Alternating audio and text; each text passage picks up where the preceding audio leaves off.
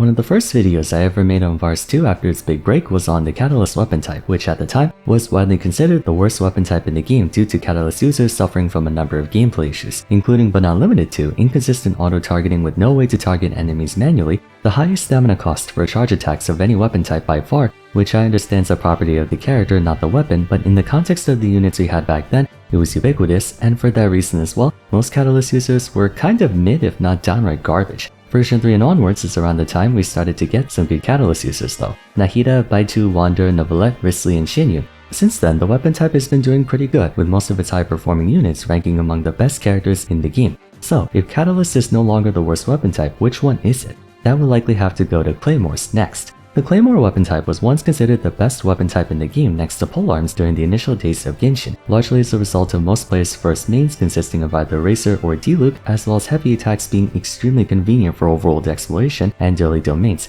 Over time, however, while swords, bows, catalysts, and especially polearms have gotten tons of powerful units, Claymore users topping the meta charts are few and far between, with maybe Navia being the only big name off the top of my head. With that in mind, today we'll be checking out Claymore/Greatsword users and detailing why the weapon category is doing so poorly as of late. Now, it could just be boring and say the weapon isn't the problem, it's that Hoyo enjoys giving us crappy Greatsword users, which isn't technically wrong per se. The Catalyst weapon type itself hasn't really gotten any better. It still has issues with auto-targeting, and charge attacks still have an abusive stamina cost to them. The way they went about reworking that is by either placing zero emphasis on auto attacks like how Nahida, Yaemiko, and Baiju pretty much only use their skills and/or burst, or by making custom attacks like how Risley has melee attacks, Wander being able to move around while attacking, and Neuvillette's charge attack being the biggest war crime in the game. Mechanically though, the base weapon itself is still pretty ass. Claymores initially made a good first impression for players, having a bit more range than swords and polearms, with most characters' attacks taking the form of wide swings instead of front-facing stabs. They were the best when it came to taking on clusters of enemies. On top of that, Claymore attacks are considered heavy attacks, meaning they break material objects like ores and structures in the overworld much faster, while dealing increased damage to material shields and elemental ones too, although the details for elemental shields can get kind of complicated. During a time when options for taking down mid-neutral shields or abyss mage bubbles were hard to come by, Claymore units saw a lot of use in the early to mid-game. It also helped that relative to the pool of characters at the time, units like D-Luke, Beidou, Eula, and Ito were faring decently well. At the same time, the Claymore weapon type was notorious for having some pretty lackluster members throughout history, a reputation that's only gotten worse over time. Back in the early days we had Xinyan, who many people thought was the absolute worst character to be released. In version 3 we had Dori early on, the most forgettable unit of all time. She thinks she's people. And then of course the biggest 5-star flop, Dia. Then we had a few other subpar members like Remine, Sayu, and Kave. In their defense, version 4 brought on a couple good ones like Navia and Gaming, but what's interesting about the Greatsword archetype is the overall lack of super top tiers. Without thinking about it too much, I can easily list members of other weapon types. Yelan and Fischl for bows, Neuvillette and Nahida for catalyst, Arlecchino and Xiangling, and then Xiangling again for polearms. Xiangling is so broken you have to say her twice. And then the billion sword characters we have like Alhaitham, Kasuha, Xingqiu, Farina, Bennett, Nilu, Shinobu, and so on. While it is true that performance is primarily dependent on the character's abilities, not their weapon type, said weapon type can augment or exacerbate their strength, notably in terms of what playstyle it can offer. In exchange for having more range and the property of dealing blunt force damage, Greatswords are far and away the slowest weapon type as well, taking noticeably longer to transition between attacks. Additionally, they also have a unique charge attack where rather than a quick blast of damage in front of them, they instead enter a stance, following a fairly laggy animation before performing a rapid stream of attacks that continuously drains stamina. Usually the character enters one of two attack types. They spin around like a Beyblade or they incrementally step forward with each attack. This is a universal rule among Claymore users that all 15 characters have followed so far. It's here where we find the first universal weakness of Claymores. They have by far the most restrictive, normal, and charge attacks in the game, limiting the kinds of characters you can make. You can get creative with charge attacks for other units, which is one main advantage the Catalyst has, but Claymore users are all stuck with the same animations, making it difficult for you to really design a wide variety of units in this regard. It would be strange to create a support unit wielding a greatsword because it makes no thematic sense for them to carry such a bulky weapon if they're playing cheerleader for the team. By contrast, being the quote-unquote mage weapon type of Genshin, the majority of Catalyst users are supports or off-field attackers, casting spells and whatnot to give power to their team or exert pressure on the field. It's also why bows have a lot of supports and off-fielders too. Bows are naturally quite light. I know the consistency begins to fall off when you look at polearms and swords, neither of which have a supportive connotation, and yet they have a ton of supports, but the number of on-field greatsword attackers in relation to their off-fielders gives a clear indication that Hoyo expects this weapon type to have many attackers, which makes their restrictive and frankly bad attack style all the more detrimental to the archetype.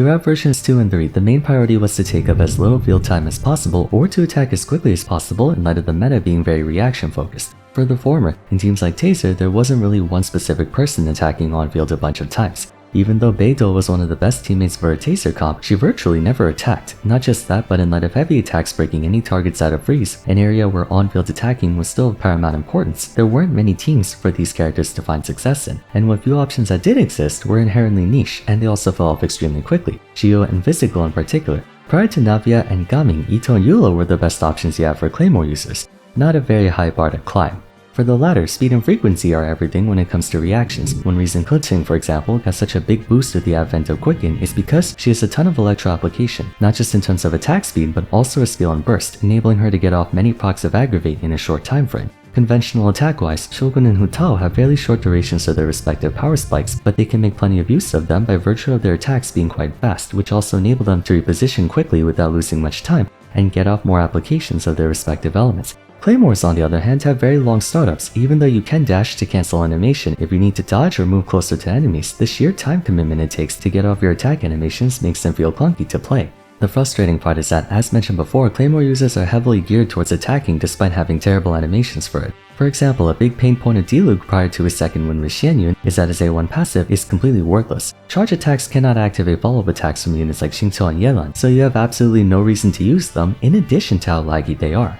Another big one is Eula. Eula's burst accumulates damage for every attack you land on enemies. If you manage to land 30 attacks within 7 seconds, the damage of her Lightfall Sword can reach extraordinary levels. The challenge is actually landing that many hits. If Eula was a bow, sword, or polearm user, she could easily get 30 attacks off no problem. But because she wields a great sword, you'd be lucky to get even 20 hits. I understand they balance the scaling around the fact that achieving 30 stacks is next to impossible, but it's still a big punch in the face to give the slowest weapon type to a character with an attack speed based activation condition.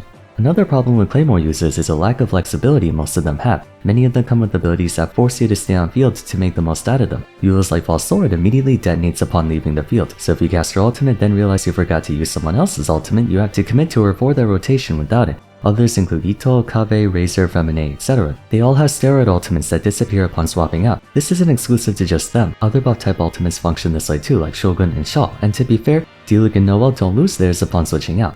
But you'll notice most of the best attackers in the game are able to swap out then swap back in and restart their rotation without missing a beat. Alhaitham's burst can grant him full stacks on demand, but he can also get stacks by charge attacking. Arlecchino only needs her skill and charge attacks to fight, meaning she can get going at any time. Nivelette's burst is a core part of his kit, but with the actual DPS component, the source water drops, persisting for a while, he can use his ultimate, swap out, then swap back in, and the drops will still be there to speed up the charge of his Hydro Pump. Claymore users are even more dependent on attacks to get their damage off, but their attacks are just really bad. So not only do their slow attack animations make them terrible drivers for any reaction-based team, but their slow attack animations also make them terrible on-field attackers because other weapons can deal just as much damage as them but significantly faster. Ordinarily this wouldn't be a problem if Claymores were scaled accordingly, but sadly they aren't. As a comparison, most Claymore users have a total damage output hovering around 700 to 800% across 4 normal hits. Sword users hang around 500 to 600 across 5 hits, a fair amount less, but considering sword users attack significantly faster, their DPS is potentially a lot better while feeling better to use. Furthermore, the latter half of a character's attack rotation generally does the most damage, which means the faster you can reach those attacks, the better, since if you have to move or do anything, you have to restart the rotation all over again. It's no coincidence that the best Claymore users right now happen to seldom rely on normal or charge attacks as their main power. Navia is all about her skill. Though she receives a bit of Geo infusion on her normals, it's mostly there for the sake of getting crystallized, not damage. Gaming and now Diluc are both plunging attackers, which have the same exact attack speed as other plunging attacks, except Claymore plunging attacks are among the strongest in the game. I'm not trying to imply that relying on normals is a bad thing, most of the game's best characters do, but with how Claymore attacks are designed, it's a bad thing for that weapon type specifically because of how uncompromising they are. The sword and polearm weapon types have it the best because they're faster than Claymores, have the ability to attack multiple enemies compared to bows, and their charge attacks don't burn half your stamina like catalysts. They've been eating good for a while. The main draw of bows are their range. You can attack enemies from afar, which can be useful when fighting enemies that are either spread out or bosses who run around a lot. Plus, when charged up, you can get elemental damage for free. Of course, the downside is having to wait to charge up, but characters like Tignati and Yelan make up for that by drastically cutting the charge time for their respective powered up shots. With Constellations, Ganyu can also do the same thing. Not saying you should go C6 just for that, but just to mention. And as for Catalyst, Hoyo straight up gave up on the weapon type altogether and gave recent units their own attack style. As mentioned, Risley isn't even a mage, he's a melee attacker, while Neuvillette was given a custom charge attack that doesn't even cost stamina. On that note, he too can accelerate the rate of charge to acquire up to 3 Hydro Pumps instantly, while Wanderer was given the ability to move while attacking. They need to make concessions for Claymores the same way they do for bows and Catalysts because right now there really aren't any. Sure, you can make greatsword users attack faster by giving them more attack speed, but 1. Attack speed applies to everyone, and 2. Claymores benefit the least from attack speed due to having the most hit lag, which is added as a flat value at the end of every attack. The fact that the best Claymore users make use of other sources of damage like plunges or skills should be a clear sign that the current normal and charge attack style just doesn't cut it. If Hoyo wants to keep that, then what they should do is either A. Give Claymore users way more damage scaling to make up for how clunky and committal it is to perform a full rotation, or B. Give everyone Ito's unique property, the one where he can move or use his skill without resetting his combo. Make it so all Claymore users can retain their attack rotation. Alternatively, they need to redesign the attack animations for future Claymore users. Whatever form that takes is better than the form we have now. I think one way they can do it is by giving new animations while empowered. Hutal loses the initial windup of her charge attack and immediately dashes during her skill buff. Ito gains a custom charge attack when using his Kesegiri Slash, attacking much faster than your typical charge attacks. Honestly, if every Claymore user was designed like Ito, they would feel much better to play. The only reason people don't play Ito is because he's Geo and Geo's ass. They were getting somewhere with Dia's ultimate being a custom attack animation, but it still had the same issues of being too committal, too long, and just poorly thought out. All in all, Hoyo needs to throw Claymore users a bone. It's clear they're adamant about making most of them main attackers, but if they want to do that, they have to give them more damage, better animations, and more quality of life. I like that version 4 tried out some new options like how Navia makes use of her skill for damage or how Gaming's a plunging attacker, but aside from those two, the Claymore weapon type as a whole feels too restrictive to play. In the past, they stood out for offering more power, range, and having a more attack-oriented playstyle, but the other weapon types are gaining more traction in those departments. Polearm users got Arlecchino, who practically never gasses out. Sword users got All Hate Them and Clorent, who can practically fight for days. Neuvillette is him. Meanwhile, you have reaction-based teams like Nilou who can sustain permanent bountiful cores, Nahida with more dendro application than you know what to do with. Everything has evolved. Units can do more stuff now. Claymore users feel like they haven't changed whatsoever, like they're still being balanced by version 1 standards. It doesn't help that most of the ones we got were really disappointing like Dia, Kabe, Remine, and Dori. So while Gaming and Navia are a start, we need some more love for the category. Now, there is hope. Just a theory, but hear me out. I actually haven't checked the leaks on this, so if there are leaks, then I don't know about them. Venti is a bow user, Zhongli and Shogun are polearm users, Nahida is a catalyst user, and Farina is a sword user. Thematically, their respective choice of weapons makes sense. It was pretty obvious Nahida wasn't going to use a physical weapon, or Venti carrying a greatsword doesn't really fit his character. But on top of us having yet to see a Claymore Archon, of the 6 Archons we know so far, and when you take her whole biker suit outfit and stuff into consideration, Mavuika looks like she carries a big stick, or a big sword in this case. And you know for a fact, there's no way they'll make an Archon suck after the whole Zhongli incident. That being said, more than one would be nice. The other 4 weapon types have multiple great characters, 4 and 5 stars alike. But assuming Mavuika is a Claymore user, having her repping the weapon category will do wonders. That about sums up my complaints on Claymores. Hoyo needs to give them more variety in attack styles, and they need to stop giving us bad ones. But what do you guys think about the Claymore weapon type? Do you think there's anything I forgot to miss? You're welcome to share in the comments. For now, if you enjoyed the video, a like and subscribe would be greatly appreciated. Don't forget to follow me on Twitter @VarsFarum, join my Discord server, and check out my other Genshin discussions if you haven't yet. But till next time, thanks so much for watching, and I look forward to seeing you again soon. Take care.